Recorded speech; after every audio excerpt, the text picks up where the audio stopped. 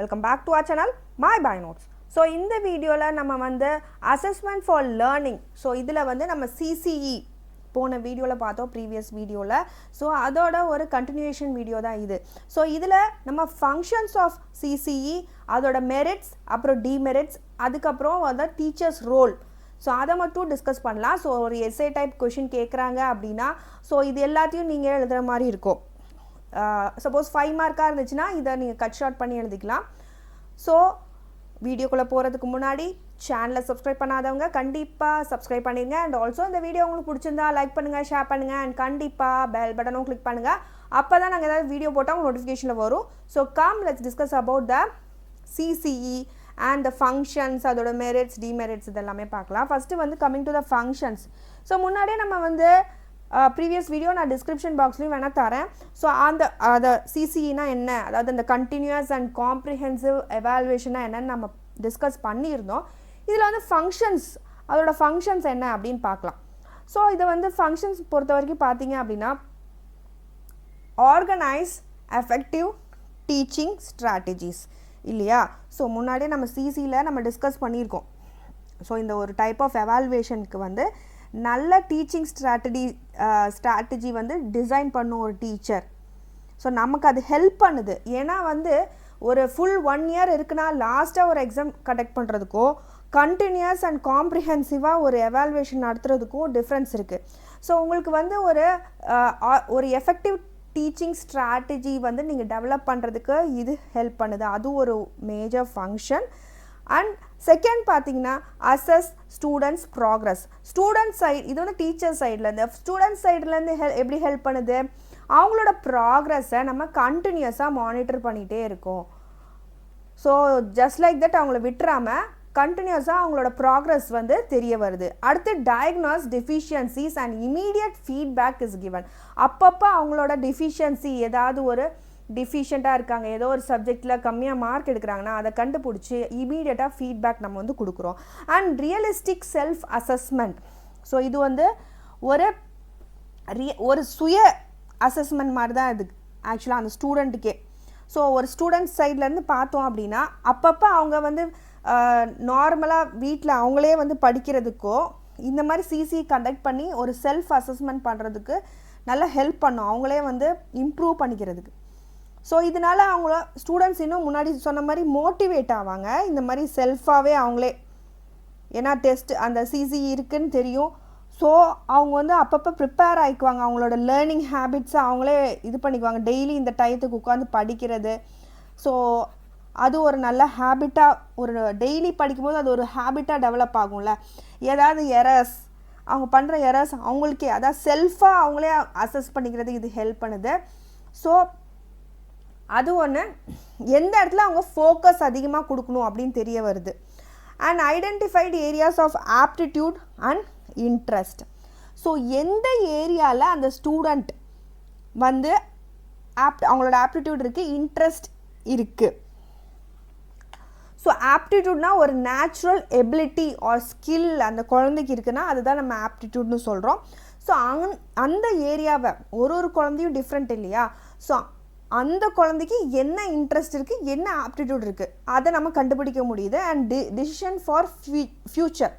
So ஃப்யூச்சரில் நான் ஒரு டாக்டராகவோ இன்ஜினியராகவோ மட்டும்தான் வரணுமா, எனக்கு வேறு ஏதாவது இன்ட்ரெஸ்ட்டோ எனக்கு வேறு ஏதாவது ஸ்கில்லோ இல்லையா அப்படின்னு யோசிக்கிறவங்களுக்கு ஸோ இந்த சிசி வந்து ஹெல்ப் பண்ணுது. ஏன்னா வந்து வேறு ஏதாவது இப்போ உங்களுக்கு பெயிண்டிங் நல்லா நீங்கள் வரையலாம், ஆர்ட் நிறையா இது பண்ணலாம், இல்லை வேறு ஏதோ ஸ்கில் உங்களுக்கு இல்லை, அசம்பிள் பண்ணி பார்ட்ஸ் அசம்பிள் பண்ணுற skill.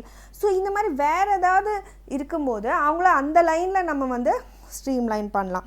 And progress in scholastic and coscholastic areas. So இது வந்து நார்மலான ஒரு ரூட் லேர்னிங் மெத்தட்லையோ மெமரைசேஷன் மெத்தட்லையோ நம்ம வந்து பண்ணுறது கிடையாது. ஜஸ்ட்டு மெமரி பண்ணி நம்ம எழுதுவோம், பேப்பர் வந்து கரெக்ட் பண்ணுவோம். அப்படி இல்லாமல் மற்ற ஏரியாஸ் நான் முன்னாடி சொன்ன மாதிரி ட்ராயிங், மற்ற ஏதாவது அந்த ஏரியாஸ்லேயும் ப்ராக்ரஸை இது செக் பண்ணுது சிசிஇ அப்படின்றது. ஸோ மெரிட்ஸ் டிமெரிட்ஸ் பொறுத்த வரைக்கும் பாருங்கள், இந்த இடத்துல ஒரு கண்டினியூஸ் எவாலுவேஷன் இருக்குது. ஆமாம், ஒரு கேப் விடாமல் நம்ம வந்து ஸ்டூடெண்ட்ஸை எவாலுவேட் பண்ணிகிட்டே இருக்கோம் ரெகுலர் இன்டர்வல்ஸில். அண்ட் ஃபீட்பேக்கும் தரப்படுது, அது ஒரு மெரிட். ரெண்டாவது ஸ்டூடெண்ட்ஸ் மோட்டிவேட் ஆவாங்கன்னு சொன்னேன். ஏன்னா அடிக்கடி நம்ம டெஸ்ட் பண்ணி ஃபீட்பேக் கொடுக்குறனால. அண்ட் ஆல்சோ நம்ம டீச்சர் சைட்லேருந்து பார்த்தோம் அப்படின்னா டீச்சரோட அந்த டீச்சிங் லேர்னிங் ஆக்டிவிட்டியாக நம்ம வந்து டெவலப் பண்ணுறோம். ஏன்னா அப்பப்போ வந்து இந்த குழந்தைக்கு எப்படி சொல்லித் தரணும், இவங்களுக்கு எப்படி நம்ம ஒரு ப்ளேவே மெத்தடு, அந்த மாதிரி டீச்சரோட டீச்சிங் லேர்னிங் ஆக்டிவிட்டீஸ் வந்து டெவலப் ஆகுது. And periodic report to parents வந்து தரப்படுது. அண்ட் கோஆப்ரேஷன் ஃப்ரம் பேரண்ட்ஸும் இதில் வந்து இருக்குது. And identifies deficiency in learning and உடனே வந்து ஒரு ரெமெடி நம்ம கொடுக்குறோம். ஸோ நமக்கு ஒரு டிசீஸ் இல்லை வந்து நம்ம உடம்புல ஃபீவரே வருதுன்னா நம்ம எதனால வந்ததுன்னு நம்ம உடனே பார்த்துட்டு அதுக்கு மருந்து சாப்பிட்ணும் இல்லையா. ஸோ அதே மாதிரி அந்த குழந்தைக்கும் இந்த லேர்னிங்கில் எந்த இடத்துல அந்த குழந்தை லேக் ஆகுறாங்க, ஸோ ரைட்டிங்லையா ரீடிங்லையா, ஸோ அது வந்து நம்ம பார்த்து உடனே அவங்களுக்கு வந்து அதை ரெமெடி கொடுக்குறோம். And reduces learner stress. So இந்த இதில் வந்து லேர்னர் ஸ்ட்ரெஸ் இல்லை அப்படின்னு சொல்கிறாங்க.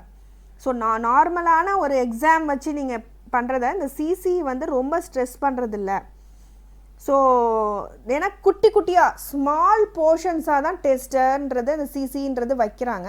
ஸோ அதனால டெஸ்ட் அவ்வளோ ஒன்றும் ஸ்ட்ரெஸ் இல்லை அப்படின்றது ஒரு மெரிட். பட் இன்னொரு டவுன் த சைட் பார்த்தோம் அப்படின்னா இன்க்ரீஸ் பண்ணுது ஸ்டூடெண்ட்ஸ் ஸ்ட்ரெஸ்ஸை அப்படின்னு சொல்கிறாங்க. ஏன்னா எப்போவுமே நம்ம வந்து அந்த சிசி கண்டக்ட் பண்ணிகிட்டே இருக்கனால ரியாலிட்டியில் பார்த்தோம் அப்படின்னா ஸ்டூடெண்ட்ஸோட ஸ்ட்ரெஸ் இன்க்ரீஸ் ஆகுது. ஸோ ஏன்னா நிறைய டெஸ்ட் கண்டக்ட் பண்ணிகிட்டே இருக்கோம் நவ் அண்ட் தென், அது ஒன்று. அப்புறம் பாருங்கள் எவால்வேஷன் ப்ரொசீஜர் வந்து ஒவ்வொரு ஸ்கூலுக்கும் டிஃபர் ஆகுது. ஸோ இது வந்து ஸ்டாண்டர்டைஸாக இருந்தால் தான் நம்ம எல்லாத்துக்கும் இம்ப்ளிமெண்ட் பண்ணணும் இல்லையா. பட்டு ஒவ்வொரு ஸ்கூலும் அதை ஒவ்வொரு மாதிரி கண்டக்ட் பண்ணுறதுனால இதில் வந்து ஒரு கன்ஃபியூஷன் வருது. நெக்ஸ்ட்டு டீச்சர்ஸ் அசஸ்மெண்ட் இஸ் ஸ்க்யூட் அப்படின்னா நம்ம டீச்சர்ஸ் வந்து சில பேரை வந்து நம்ம ஏ கிரேட் ஸ்டூடெண்ட்ஸ் அப்புறம் பி கிரேட் சி கிரேட் பிரித்து வச்சுருப்போம் இல்லையா. ஸோ இந்த மாதிரி அடிக்கடி டெஸ்ட் வைக்கிறனால லார்ஜ் நம்பர் ஆஃப் ஸ்டூடெண்ட்ஸை நம்ம அந்த ஏ கிரேட்லேயே வந்து போட்டுடுறோம். ஸோ அவங்களுக்கு அந்த அந்த ஏ கிரேடே வந்து they might not deserve that A grade. So அந்த மாதிரி ஒரு ஸ்க்யூடான ஒரு அசஸ்மெண்ட்டாக இருக்குது இது சில இடத்துல ஆக்சுவலாக. ஸோ இது வந்து இப்போ தெரியாது ஆக்சுவலாக. நம்ம வந்து இந்த ப்ரைமரி லெவலில் ஸோ இந்த மாதிரி சிசிலாம் நிறைய வச்சு எல்லாருக்கும் ஏ கிரேட் போட்டு அனுப்பிச்சுட்ருவோம். பட் ஹையர் செகண்டரி, அதாவது ஹையர் செகண்டரி லெவலில் நம்ம பார்க்கும்போது பார்த்திங்கன்னா அந்த குழந்தைங்க ரொம்ப தடுமாறுவாங்க. ஏன்னா அந்த இடத்துல தான் அவங்களுக்கு ஏதோ ஒரு லேர்னிங் டிஃபிகல்ட்டி இருக்கும், எழுத வராது, வேகமாக படிக்க வராது. ஸோ அந்த இடத்துல ரொம்ப நிறைய போர்ஷன்ஸ் இருக்கும். ஸோ அப்போ தான் ரொம்ப கஷ்டப்படுவாங்க, அதாவது 11th 12th. ஸோ அது ஒரு விஷயம், இது ஒன்று. ஏன்னா நிறைய பேருக்கு நம்ம ஏ கொடுத்துட்றோன்னு சொல்கிறாங்க. And practically not possible in over crowded classes. இல்லையா, ஒரு 40 குழந்தைங்க படிக்கிறாங்க இல்லையா, எல்லாத்துக்கும் சிசி கண்டக்ட் பண்ணி எல்லா பேப்பரையும் கரெக்ட் பண்ணி அப்பப்போ ஃபீட்பேக் கொடுத்து ப்ராக்டிக்கலி ரொம்ப கஷ்டமான ஜாப். அண்ட் ஆல்சோ இது வந்து டீச்சர்ஸோட ஒர்க்லோடை வந்து ரொம்ப இன்க்ரீஸ் பண்ணுது. ஏன்னா நிறைய டெஸ்ட் பேப்பர்ஸ் கரெக்ட் பண்ணணும், டெஸ்ட் வைக்கணும். And next coming to the role of teachers in CCE பொறுத்த வரைக்கும் they must not spend more days in assessment test. ஏன்னா இது ஒரு டிமெரிட்னு நம்ம பார்த்தோம் இல்லையா. நிறைய அசஸ்மெண்ட் டெஸ்ட் பண்ணி நிறைய பேப்பரே கரெக்ஷன் பண்ணிட்டு இருந்தாங்க. டைம் எங்கே இருக்கும் டீச்சிங் பண்ணுறதுக்கு? டீச்சிங் தான் முக்கியம் இல்லையா. ஸோ அதனால we must not spend more time on this assessment test itself அப்படின்னு சொல்கிறாங்க. இது வந்து ரோல் ஆஃப் த டீச்சர் கீழே வர பாயிண்ட். அப்புறம் finding of assessment test must be written in registers. Then and there ஒரு ரிஜிஸ்டர் மாதிரி வச்சுக்கிட்டு நீங்கள் சிசின்னு ஹெட்டிங் போட்டு ஒவ்வொரு ஸ்டூடெண்ட் நேமை வந்து போட்டு அவங்களோட மார்க்ஸை வந்து என்டர் பண்ணி அதை வந்து ஒரு டேட்டாவாக வச்சுக்கணும். ஸோ இதில் ஹானஸ்ட் அண்ட் ஃபேர் எவாலுவேஷன் முக்கியம் டீச்சர்ஸ் சைட்லேருந்து பார்த்தோம் அப்படின்னா. அண்ட் அசஸ்மெண்ட்டை வந்து நீங்கள் டிசிப்ளின்காக யூஸ் பண்ணக்கூடாது. ஸோ இந்த மார்க்ஸை வச்சுட்டு நீங்கள் ஸ்டூடெண்ட்ஸை டிசிப்ளின் பண்ணக்கூடாது அப்படின்னு சொல்கிறாங்க. இதை ஒரு டூலாக யூஸ் பண்ணி அவங்கள வந்து டிசிப்ளின் பண்ணக்கூடாது. And proper feedback must be given. And அப்போ தென் அண்ட் தேர் வந்து நம்ம பேரண்ட்ஸ்க்கு இந்த ப்ராக்ரஸை வந்து கொடுத்தோம் அப்படின்னா தான் பேரண்ட்ஸ் சைட்லேருந்தும் நமக்கு அந்த கோஆப்ரேஷன் இருக்கும். ஸோ அந்த performance of the students increase பண்ணுறதுக்கு இதுதான் role of teachers in the CCE. Hope you understood. Thank you all for வாட்சிங் மை வீடியோ. என் வீடியோ உங்களுக்கு பிடிச்சிருந்தா லைக் பண்ணுங்கள், ஷேர் பண்ணுங்கள். அண்ட் கண்டிப்பாக பெல் பட்டனும் கிளிக் பண்ணுங்கள். அப்போ தான் நாங்கள் ஏதாவது வீடியோ போட்டால் உங்களுக்கு நோட்டிஃபிகேஷனில் வரும். Happy learning to you all. Thank you.